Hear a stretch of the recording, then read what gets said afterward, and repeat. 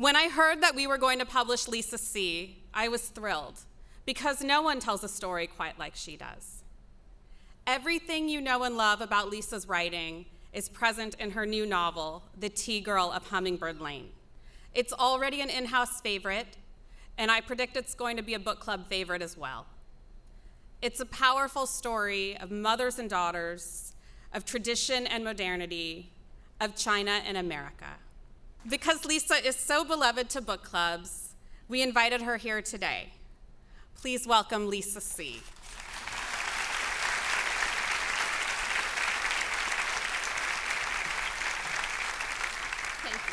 Thank you so much, and thank you for having me here today.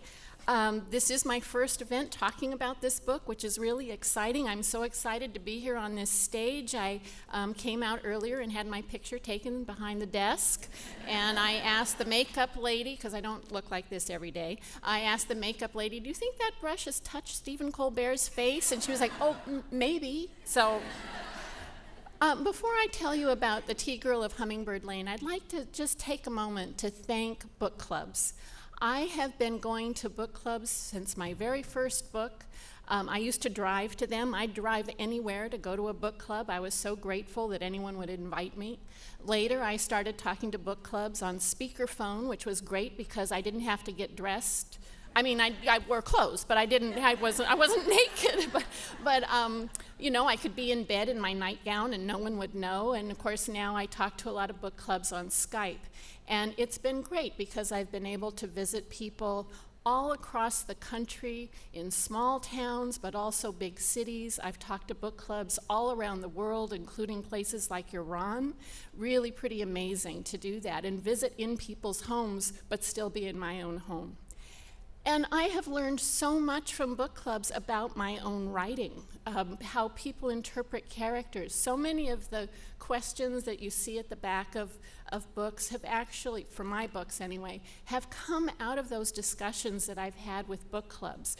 You know, is Snowflower the heroine or the villain? Is Lily the Snowflower, the villain or the heroine in Snowflower and the Secret Fan?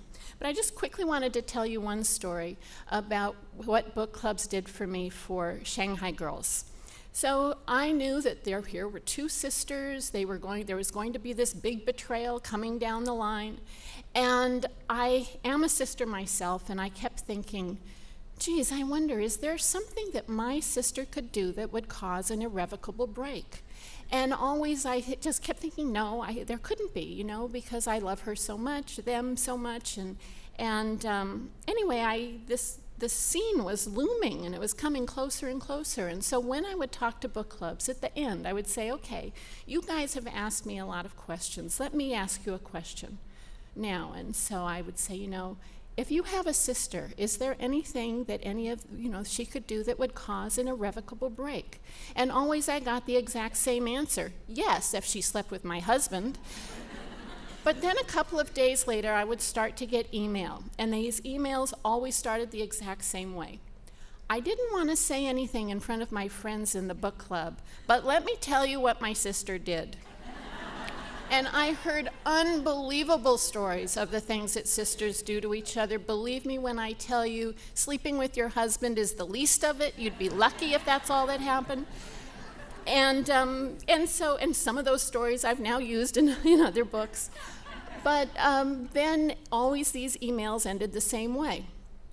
And as a result, you know, I haven't spoken to my sister in 5, 10, 20. And finally, I got an email from a woman said 40 years she hadn't spoken to her sister. And I wrote her back right away, and I said, 40 years, you must not think she's your sister anymore. And she wrote back, of course she's my sister, because sisters are for life. And so this was something, I not only used that line in the novel, but it was one of those really clarifying moments for me about how we have certain relationships in our lives that really go beyond these labels, that really are for life, whether it's sisters, brothers, to your mother, to your father, that these are deep, essential, universal relationships and emotions that are tied to them. So, I'm going to give you just a quick synopsis of the Tea-Girl of Hummingbird Lane so that you know what I'm talking about as I go forward. There's a young woman who gives birth to a baby high, high up on a mountain in Yunnan province under a tree.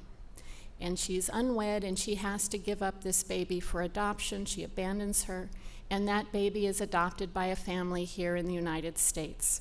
So that's sort of the basic idea. The book starts with an Aka ethnic minority saying that, which says, "No coincidence, no story." And how I came to this story really used that no coincidence, no story. I write historical novels, and so on the surface you might think, well, the one-child policy, transnational adoption, that's not terribly historical. So of course I was looking for some kind of historical connection. I knew I'd be writing about this one-child policy, but at heart my books are about relationships and emotions. So there I was, sort of out there thinking, I want to, I don't know what the next book is going to be. And I'm walking down the street in Santa Monica with my husband. We're on our way to the movies, and I see an older white couple in front of me, and between them is their teenage daughter, adopted from China. She had a ponytail with this, and it's swishing back and forth. And I had this idea of she looked like a fox spirit in that family. In Chinese tradition, fox spirits can be very naughty, they can be very mischievous, they're always doing things like tricking young scholars who should be studying into having sex with them. But they also can bring great love to a family, and they can help create families. And so as I saw this girl with her two parents walking, I just thought, oh, she's like a fox spirit. She's created that family. And that's when I knew that I really wanted to write about this experience of these young women who are adopted here. But of course, what was the historic backdrop going to be? That's not that long ago that the one-child policy came into effect. A couple of months later, I was in San Diego giving a talk at a library, and they had invited a Chinese tea master to give a tea presentation before my talk. He was the opening act. And I got to sit up on stage with him, and he was pouring a particular kind of tea called pu'er. Well, I could talk to you for the next 20 minutes about tea, so I'm just going to keep this really simple. Tea is the second most popular drink in the world after water. There is this one kind of tea called pu'er that doesn't grow in little shrubs. It grows in these ancient tea trees that are up in Yunnan province, where they have trees that are 200, 500, 800, 1,000 years old.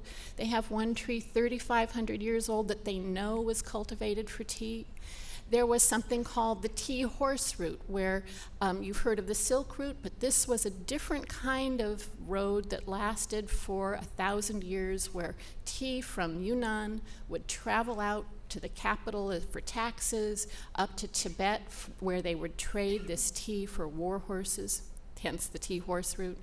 So all of this was interesting to me, and I'm listening to him, and I'm drinking this really fabulous, interesting tasting tea, and then he says one last thing about it, which is this particular tea, unlike any other tea in the world, grows in value with time. So I hate to tell you, when you go home, you're going to have to throw out a lot of tea, because any tea that's older than 6 months, you should just throw it out. But this tea changes. It becomes more valuable. It ages like wine, and it becomes more valuable like wine. And at the end of his talk, he said, and at auction 2 years ago, which now would be 12 years ago, there was one cake of this tea, a little under a pound, that sold at international auction for $150,000 US. And I thought, oh, I am hooked. Okay, I'm ready. So I went home and I started doing this research about how I was going to go to Yunnan during tea picking season. Yunnan is a very interesting place. It is considered to be a global biodiversity hotspot, and that means a couple of things. First, this one province of China has more plant life in it than all the rest of the northern hemisphere combined. It has more species of animals in this one province, which is only 4% of the country, than the rest of the country combined. And that diversity also applies to human beings. So China has 55 ethnic minorities, of which 26 of them live in Yunnan. So not only was I starting to think about where I would go for this tea trip, but also which ethnic minority did I want to use. And I couldn't see out here when they asked if you had read Snowflower and the Secret Fan and read one of my books in book clubs, but I could hear. And in Snowflower and the Secret Fan, I was writing about the Yao ethnic minority. So here I was looking for another minority. All right. My husband is on a board, and he was at a board meeting, and one of the people asked, "So, what's Lisa working on now?" And my husband, sweet as he is, said, "I don't know, it's something to do with tea." And Shui asked, "Is it pu'er?" And my husband's like, "I don't know, it's tea, what can I tell you?" And so this man wrote to me that afternoon and said, asked, "Is it pu'er?" I wrote back, yes. And just the week before, he had been at a big Chinese banquet where he was seated next to a woman who is the largest importer of pu'er into the United States. And did I want to meet her? And so I went out to meet this woman. She didn't speak a word of English, so we met at someone else's house, Linda, who has her own tea company. And we sat there, and they told me about their lives, and they told me about this tea, and they told me, what it's like up there in those mountains. And meanwhile, we're drinking about 10 different teas. The last one in a little tiny cup, under 2 ounces, where the liquid alone was worth $1,000. At the end of the day, I said to Linda, I'm planning this trip to China. I'm going during tea picking season. Is there anyone you could recommend or places you could recommend where I should go? And she was like, "Well, I'm going. Why don't you just come with me?" So again, no coincidence, no story. So off we went to Yunnan. And this is still a very remote part of China. We were traveling up these dirt roads, up high into the mountains, meeting with farmers and tea masters. I learned the entire process of making tea, from picking it to killing the green to making tea cakes to making the wrappers for the tea cakes, for how to wrap a tea cake. Anyway, and all the time I'm looking, which ethnic minority do I want to use? I'd had them narrowed down to about 3 or 4. Then one day, we spent with an Aka family. And the daughter was really interesting. She was about 30 years old. She was a lot like me in the sense that she loved to collect stories from her elders. But she also had an interesting personal story. And this area is so remote, and the Aka live in such a remote way that they didn't get electricity until about 10 years ago. And one of the things I asked her was, what was the first thing your family bought when they started to make money? And of course, the first thing was electricity. And I said, what was the first thing that you bought for yourself when you started to make money? It was a washing machine. And I think, we could give up our refrigerators, we could give up our dishwashers, but washing diapers and sheets and everybody's clothes, I'm there with the washing machine too. All right, so by the end of that day, I knew that I would be writing about the Aka. The Aka are a nomadic tribe who live between between Laos, Myanmar, northern Thailand, and this one province of China. There's some who are up so high in the mountains, still living so remotely, they still haven't learned about clothes, and they're wearing leaves and bark.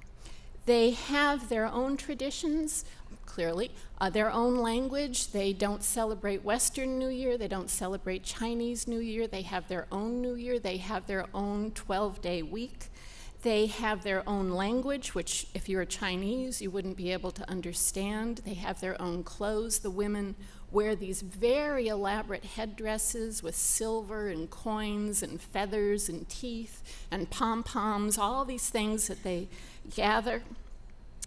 They are animistic, and they've been described as being very similar to the American Cree Indian population. And of course, they have their own myths and legends and origin tales. And one of them has to do with their great mother, Amma Mata. And Amamata had 2 breasts on the front, how she fed her human children, and 9 breasts on the back to feed her animal children. And just think about it for a minute, how that might play out in culture and society.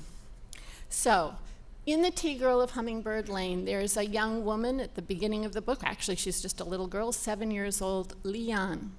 And it starts before dawn, when she and her family have a soup of just water and weeds, and then they start hiking up these mountains 2 hours to where their tea trees are.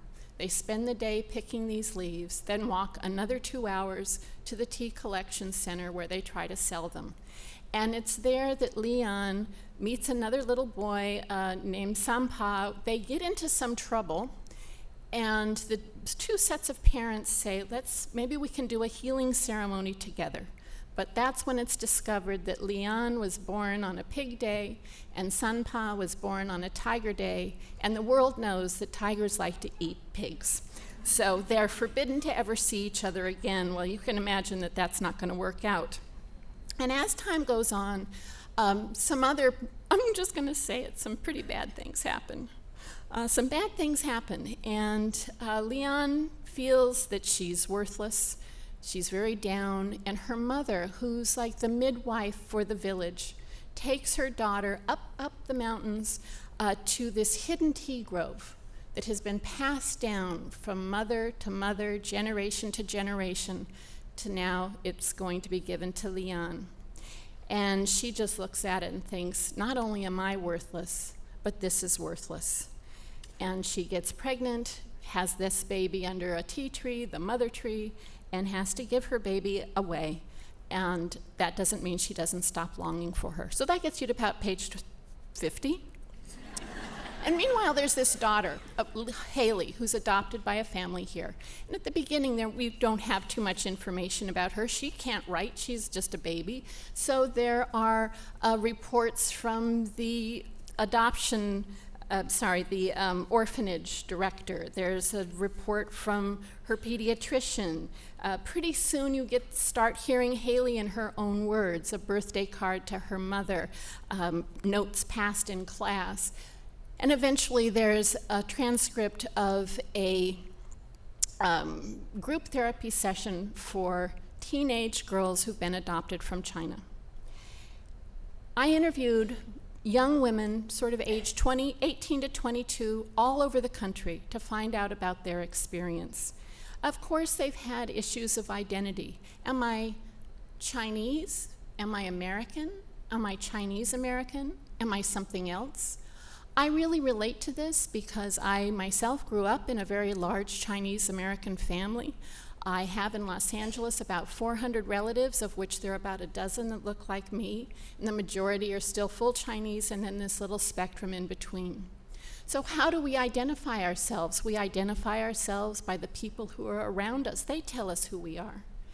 So I understood this idea of what am I, where do I fit in? These young women, many of them are emotionally conflicted. They even have their own special label, which is the grateful but angry adoptee. After interviewing so many, I came to think of it a little differently, that they were grateful but sad. And this was really summed up for me by a young woman who told me, I know I'm the most precious person in my family. I know I'm the most loved. I know I'm so privileged.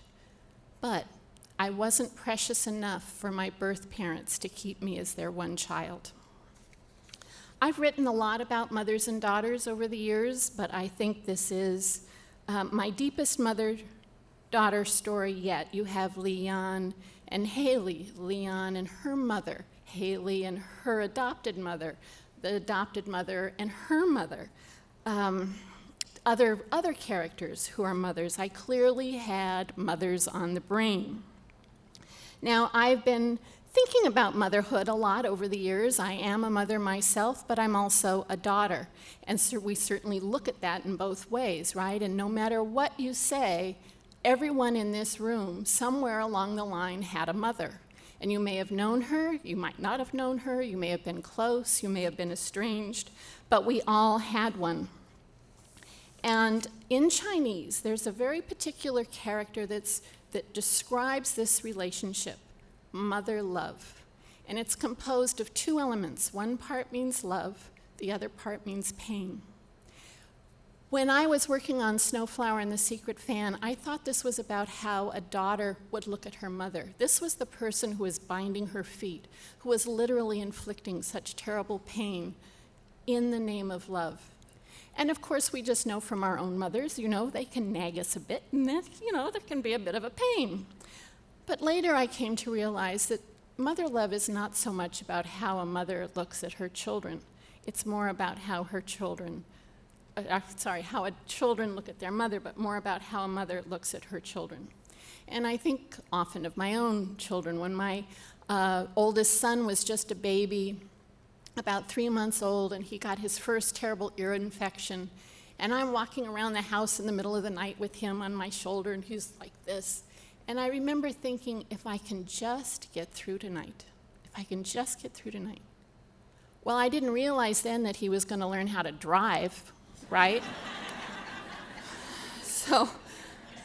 And we know that it doesn't get any easier. In many ways, it gets harder, because all we can do later is carry their pain in our hearts, because we can't help them if they get a divorce or they lose their jobs. We can just carry their pain. Anyway, the mind and heart work in mysterious ways. So here was a book I was writing for 3 years about mothers and daughters. 10 days before about 2 weeks before the final edits were due, my mother was diagnosed with cancer, and she died 10 days later. So 2 days before the book was due, the final edits. And everyone, my editor, everyone was so kind and saying, take your time, don't worry, you've got plenty of time. We'll make time. Well, just before I flew here yesterday, I actually went back and looked at those emails. And the day after my mother died, I wrote to my editor, my mom, who was a writer. I said, my mom, whose entire life revolved around writing and the love of words, would be happy to know I'm finding calm and solace in those very things. So this has given me a new level of understanding mother love and pain, which I'll carry with me forever. I just want to end with how I feel about books as a reader. I love to open books and step into another world, whether it's real or imagined. I love to connect to those characters, whether they are real or imagined. I think what we're doing in that process is we're really connecting to what it means to be human. What would I do in that situation? What would I feel in that situation?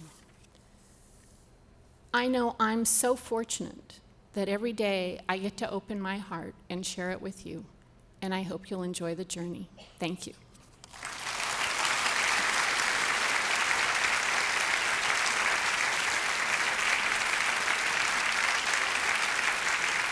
Lisa, thank you so much for that insight into where the tea girl of Hummingbird Lane came from.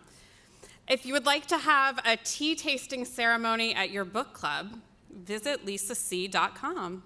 This is not an advertisement for that, but she does have a step-by-step guide up on her website, and I think after hearing what she said and reading the book, you might really want to think about including that when you read with your group. So fascinating.